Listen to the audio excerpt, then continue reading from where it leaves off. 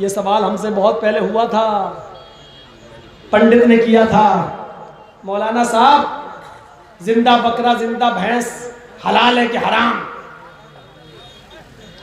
मैंने कहा कि हलाल। हंसने लगा।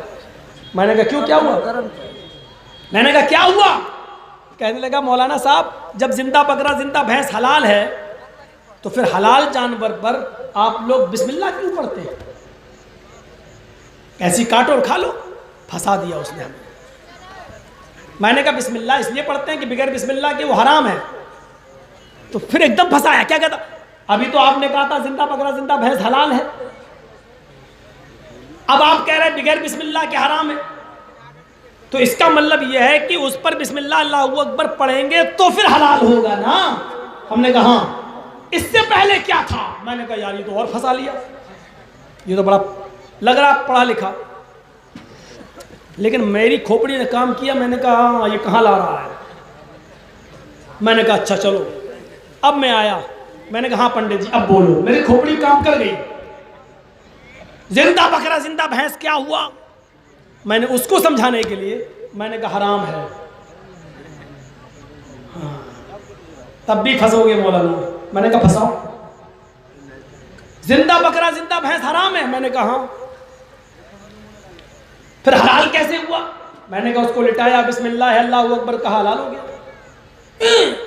इस मंत्र में इतनी ताकत होती है? वो तो कलमा कह रहा था, इस कलमे में बिस्मिल्लाह में इतनी ताकत? मैंने कहा हाँ बहुत ताकत है, इससे हराम जानवर हलाल हो जाता है। देखिए कहां ला रहा है। मैं भी कहता चला। मैंने हाँ हो जाता है हराम जानवर हलाल? हमने कहा हाँ हो जाता है। तो फिर मौलाना साहब गधा, कुत्ता और उसको नाम लिया था उसने सूअर। हिंदू है लेगा सूअर, ये भी तो हराम है। तो फिर इस पर भी बिस्मिल्लाह पढ़ लो, ये भी हलाल हो जाएंगे। अभी आपने कहा हराम जानवर बिस्मिल्लाह पढ़ने से हलाल हो जाता है, तो गधा कुत्ता सूअर पर भी। वो तो सूअर सूअर बार बार कह रहा था, हम होते तो खिंजीर इंजीर कुछ कहते। अब वो सूअर सूअर कह रहा तो कहना पड़ा। अच्छा मैंने कहा पंडित जी बात तो आपकी सही है, लेकिन मेरी कुछ सुनोगे?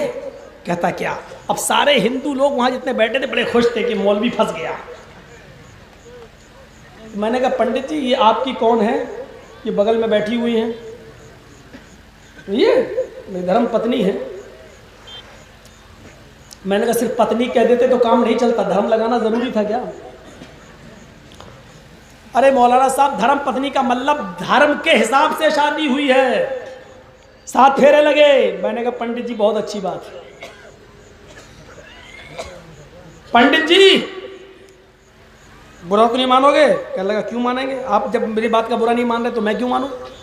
मैंने कहा मुझे तो लगता है कि आप इसे भगा भगा के लाए हैं, ये आपकी पत्नी वत्नी नहीं लग रही है। राम राम राम राम क्या बोलता है, चुप चुप बोल। मैंने क्या हुआ पंडित जी गुस्सा? अरे पत्नी है मेरी, मैं भगा के लाऊंगा? अपनी भाभी के बारे में ऐसा बोलते हो? मैंने कहा भाभी जी सॉरी माफ करना, आप बुरा मत मानना, इनको समझाना था इसलिए बोला।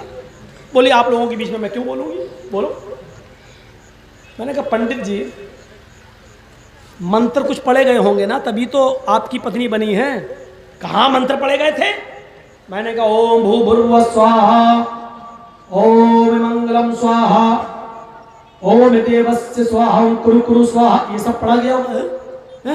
चेहरा देख रहा है तो हाँ ये सब पढ़ा गया था, 7 फेरे लगे थे। हाँ हमने कहा ये मंत्र पढ़ने से पहले आप अपनी पत्नी के साथ उठ सकते थे, बैठ सकते थे, खा सकते थे, घूम सकते थे, सो सकते थे, लेट है नहीं।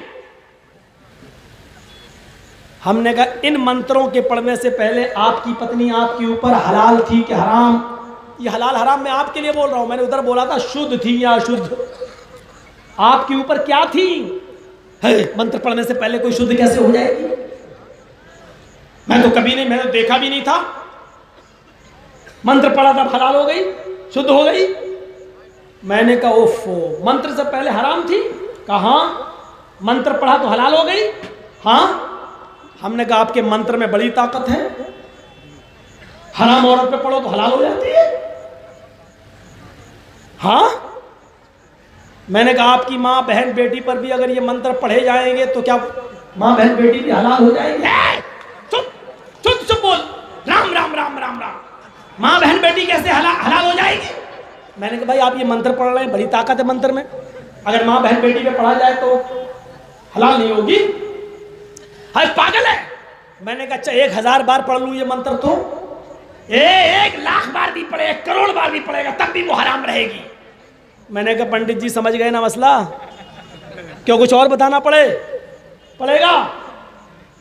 मैंने कहा कि इन मंत्रों से हर औरत हलाल नहीं होती है, वही औरत हलाल हो सकती है जो हलाल होने के लायक है, जिनकी लिस्ट रामचंद्र जी ने बता दी, कृष्ण जी ने बता दी कि ये मंत्र से ये औरतें हलाल हो जाएंगी, माँ बहन बेटी हलाल नहीं होगी। ऐसे ही हमारे यहाँ बिस्मिल्लाह अल्लाहु अकबर से मुहम्मदुर रसूलुल्लाह ने एक लिस्ट बता दी, बकरा है, भैंस है, ये है, वो ये जानवर हलाल हो जाएंगे, गधा कुत्ता सुअर हलाल नहीं होगा। समझे पंडित जी?